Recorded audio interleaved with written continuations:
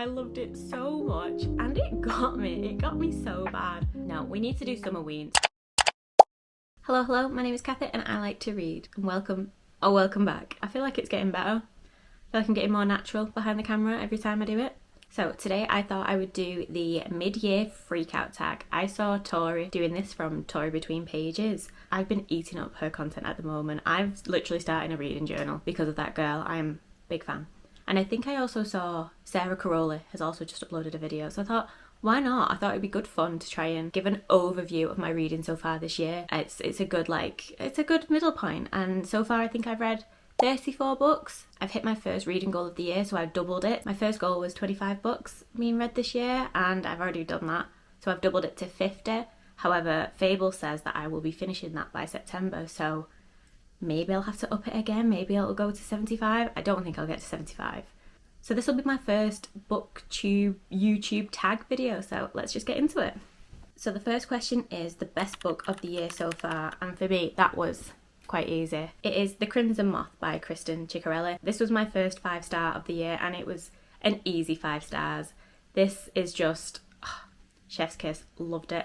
This follows Rune, who is a witch, and Gideon, who is a witch hunter. So all the witches in this land have been hunted down and killed, and Rune is hiding in plain sight. She is posing as this vapid socialite while also trying to find any of the remaining witches and smuggle them to safety. And this was great. This is true enemies to lovers. None of that little like academic rivals or forbidden love or all that. This is enemies to lovers. Gideon is a witch hunter and he tries to hunt her down. But little does he know that Rune is right under his nose. And this was so much fun. This put my faith back in YA books because it wasn't childish. The writing was so good and the world building, while it's not a long book, it was enough that I understood the vibes of this world and the tension it brought, and it was so much good fun. I love that this was part of a duology. I think I rated The Rebel Witch, I think it was like a 4 or something like that, so it didn't match how The Crimson Moth made me feel, but as an overall the duology was so fun. And yeah, this is my best book of the year so far. So the next question is the best sequel that you've read, and I've got 2 for this. I've not got the physical copies of either of them. So it's either Glow and Heat of the Everflame or Dustbound. Glow of the Everflame and Heat of the Everflame are part of the Kindra's Curse saga by Penn Cole, and this follows Diem, who is a healer, and she lives in this realm with mortals and the Descended, and the Descended are, the closest thing I could describe them to are Fae. There are different realms, and each of the Descended has a power specific to that realm, and where Diem lives, which is Lunos, their powers are Light and Shadow, I believe. Diem is a healer, and at the very beginning of the book her mum goes missing, and this book follows Diem as she tries to find her mother whilst also doing her healing duties. But little did she know that her mother also worked for the crown, as in the Descended. So Diem takes on these duties in order to find her, and it's so good. It's so good. So in books 2 and 3, again, no spoilers here, the plot develops and you see more of the world building and you understand all the other realms and the powers. You get some really heartfelt found family. You get fun and banter, and I'm eating this series up. Penn Cole, please. I need a date for Heat. I need to know. I need to know when we're going to finish, because this book gave me ACOTAR vibes and Throne of Glass, and it is on that level for me, and I just can't wait to read the next one. And the other sequel that I really enjoyed this year was Dustbound. This is part of the Espirathon. I can't say it. It is a sequel to Riftborn, and in Riftborn it follows Fia, who is also a healer. I think there's a theme. I think I love a healer, apothecary, FMC. So this follows Fia, and Fia works in an apothecary, but she also has these dark powers that she can't control, and while she's dropping off some of her supplies to a royal party, she lets her powers slip. They get out of control and a really tragic incident happens. But little does she know that the General Larrick Ashford is watching her. He can fix this situation for her, but he says that she either has to go to prison for her crimes or he will train her and then she can hone these powers, and it kind of has a training aspect to it. The underlying storyline is that there is a rebellion and therefore the general is training people to fight in this rebellion. So this is kind of a training academy type book. That is the first story. However, the second book the second book. I was a bit confused by a lot of the first book, but in the second book, Dustbound, you get a lot of answers, you get a lot more world building, you get all the points in the book where you're confused or you felt like it didn't quite get explained well, it's answered in Dustbound. And the characters in Dustbound, you need to meet them, like 100%. I would love to say if you love this book, you'll love this book, but I can't because spoilers. So yeah, Dustbound was really, really good. That only came out this year, so I doubt we'll get the third book in the... I think it's going to be a trilogy, so I doubt we'll get that book anytime soon. But I can't wait. I'm really excited to read that. So the next question is a new release that you haven't read yet, but you want to. And this is easy. The Night and the Moth by Rachel Gillig. This is my FairyLoot edition. This is stunning. I was so happy that I got this in time. I don't know how much this is about, other than it gives gothic fantasy vibes. It's got a romance subplot. It's got a comedic gargoyle in it that calls everyone Bartholomew. I'm not going to look into what it's about because I like to go into my books blind. I believe this follows Sybil, who is a diviner and can predict the future, and that's all I know. And there's a knight in it called Rory. I'm guessing that's where you got the Night and the Moth. I'm really looking forward to reading this. I did say that I want to read more of Rachel Gillig's writing first before going into this, so I want to read the Shepherd King duology first, but I'm hoping I will get to this year. And if not, I've got a stunning FairyLoot copy to go on my bookshelves and she'll just sit there looking pretty. So the next question is the most anticipated release for the second half of the year. Brimstone. 100% Brimstone. I pre-ordered this as soon as it was announced. I've just got my copy of Quicksilver. I read Quicksilver at the beginning of this year and I ate it up. I can't wait for it. There are quite a lot of sequels coming out this year, so I think a lot of series are being completed. But all I will say is, like, Sarah J Maas, are we getting another announcement soon? Because the only thing that would top Brimstone for me is that if we got an SJM announcement, but it doesn't look like that's happening anytime soon. So yeah, Brimstone, which is the sequel to Quicksilver. So a really quick synopsis from Quicksilver is that this follows Ceres, who has these alchemist abilities that she's managed to hone over time, and she accidentally gets portaled into this Fey realm through the Quicksilver. And it turns out that she is the only person that possesses this power, and she gets recruited by Kingfisher to hone this power in order to fight this war between realms. So she kind of falls into this by mistake, and it follows Ceres and Quicksilver and the Kingdom of Avelia. And I just love a training, honing power book. I think it's always such good fun. And the end of this was, I loved it. I ate this book up. I read it over Christmas, and I'm debating doing a reread before Brimstone comes out just to refamiliarise myself, because I feel like I'm starting to forget bits. So even though this wasn't 5-star for me, I was debating saying that this was my favourite book of the year so far, but Crimson Moth was a 5-star, so that's where my theory went into. But yeah, I cannot wait for Brimstone. I need it now. And I think it will be great because the characters that are introduced at the end of Quicksilver, I think would be great to read around the time that it comes out. I think that'd be really good fun. And the next we've got is the biggest disappointment of the year so far. And you know what? I've had a few, and I fear I'm going to get cancelled on BookTube, so please don't hate me.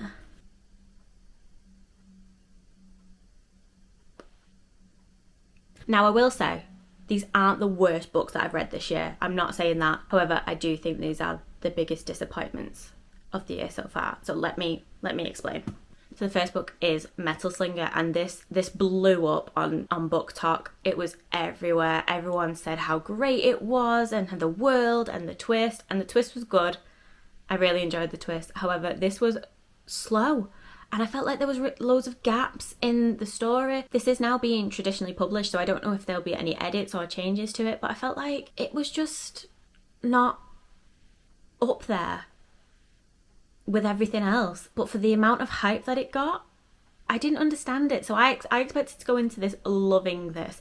I thought this would be 5-star. I thought it would be amazing, but it just didn't hit the same. And it's no means bad. I think I rated this 3 or 3.5, but it was just okay. And that's what I mean by biggest disappointment. It wasn't the worst book. It was not bad by any means. It just didn't quite hit for me. And then we have Powerless.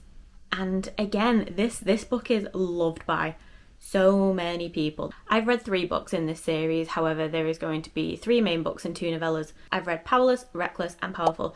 I really liked Powerful. It was my favourite, but it was a novella. It wasn't the main storyline. It was on side characters. And I will just say about Powerless, I feel like I don't even need to say a synopsis because everyone and the mum talks about Powerless. It was just too samey. I think if I'd have read this when I was 14, before I'd read The Hunger Games, I think I would have loved it because it was very similar. However, it was a bit more romance forward. And it just felt really repetitive. I preferred Reckless to Powerless, and I'm not buying Fearless anytime soon. I've got it on hold at the library. I think I can listen to the audiobook, but it's quite a chunky book, so I'm not sure if I'm ready to listen to it just yet. I just think I've seen it before. It's been done before. It's very repetitive, and I don't see it. I like Pei. I like Kai. It wasn't by any means a bad book. It just wasn't for me. I read The Crimson Moth after I read these, which is why I loved it so much, because for YA books, they weren't hitting, and it made me think that maybe YA wasn't for me. But as you can see, Crimson Moth is up there, so I need to stop talking about Crimson Moth. Oh my god. So Powerless just wasn't the same for me. I will get to Fearless eventually, but once I'm running out of space, I fear that I am going to unhaul these. The book with the biggest surprise. I've just listened to The Bridge Kingdom by Danielle L. Jensen, and oh my god, this was amazing. I loved it. It had the perfect blend of political intrigue, fantasy elements, it had romance, it had tension, it had banter, it was funny.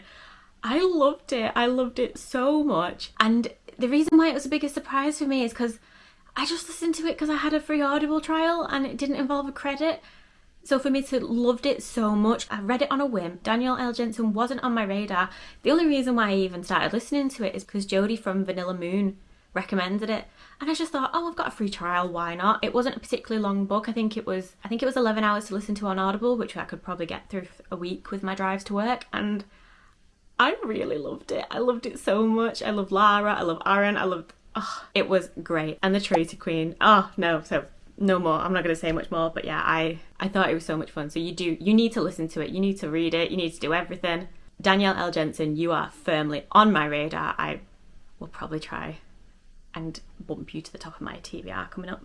So we've got your favourite new author, new to you or debut. Pretty much everything I'm reading this year is new to me. So my favourite new authors, I would say, is Penn Cole, Kristen Cicciarelli, Danielle L. Jensen, Callie Hart. They're all up there. Pretty much everything that I've read so far this year and rated 4 or 5 star is new to me, and they're a new favourite. So I've got a big backlog that I want to read, so I'm really looking forward to continuing to read books from these authors, but then seeing more authors, because you can just never have too much at this point, can you? So the next question is your fictional crush. I will say I'm not really a book boyfriend kind of girl. I don't have a list on my phone. I'm more likely to really appreciate an FMC than an MMC. But if I had to choose, and I don't know if this is just recency bias, but it's either Aaron in The Bridge Kingdom, specifically in The Bridge Kingdom, because in Traitor Queen, he's not a bit of me. But in The Bridge Kingdom, Aaron, he's like golden retriever vibes, but he's also really funny, and I really, really liked his character. Or Blackwell from Phantasma. He was damn bad. He knew what he wanted. He was kind and considerate. He tucked her into bed. However, he was like giving proper gothic emo vibes. Yeah, I think those two are up there for me. So your favourite character. I've already mentioned this book, so I don't need to go into the synopsis, but I loved Diem. I loved her. Everyone said she was frustrating. However, I resonated with her. I could understand her thought process every time. Every justification she made, I was like, yep, loved it. I agree. I see somebody repeating that we support women's wrongs and women's rights. However, she can do no wrong to me. I think she was validated in mostly everything she did. Whether that makes me in the wrong, I don't know. But I really liked Diem. Obviously, I also really liked Rune. I love that she has this dual personality of being like a badass witch and can do magic and is a protector. But then she also loves going to silly little parties and just being a girl. Because at the end of the day, I'm literally just a girl, and she's like this socialite. She comes across as vapid, but she's so smart. I love it when a character isn't everything that they seem to be. I love it when they're more than how they look and however she gets treated, how she looks, but she's more than that. She's smart, she's witty, she's powerful, she's badass. Another characters I really like is Tori and Darcy from Zodiac Academy. In particular, I like Darcy. I don't know why. Maybe it's her storyline, maybe it's what she's been through, maybe it's her trauma, or maybe it's her love interest, I don't know. Something about Darcy, I just really like her. So, a book that made you cry. Diabound. Now, this took me by surprise. So, I used to be quite not a big crier, but I did used to cry at books. I don't seem to cry at books anymore. Nothing seems to hit me in the feels, however, there is a scene in Diabound, and it got me so bad. I was really taken by surprise. And then because of this event that happened, the writing afterwards was it was heartbreaking, and this was as close to crying as I've been this year. I think the last time I actually shed a tear was with A Court of Wings and Ruin, towards the end of that book. So yeah, there's a scene in this that just got to me. Really took me by surprise though, still really sad. So, a book that made you happy. I'm gonna have to say Phantasma. I thought this was so much fun. It was summer-ween vibes. It was a gothic, atmospheric fantasy. It had games and trials. It had a ghost cat. It had everything I wanted. And whilst it was really dark themes, it was fun and silly, and it made me happy, and I liked how it wrapped up. I liked the FMC, I liked the MMC, and whilst I wouldn't say it's a happy book, it made me happy because it's everything I loved in a fantasy romance, and it had the vibes that I want. I wish I read it in October, but I'm actually really glad I did read it now. So I can't wait to start Enchantra. I hope it gives me the same happy vibe. So yeah, a bit of an odd one, but I was sticking by my answer. So, most beautiful book you got this year so far. So it's either The Night and the Moth that I just showed you, or I got Kiki's Delivery Service from FREAKOUT. And look at this.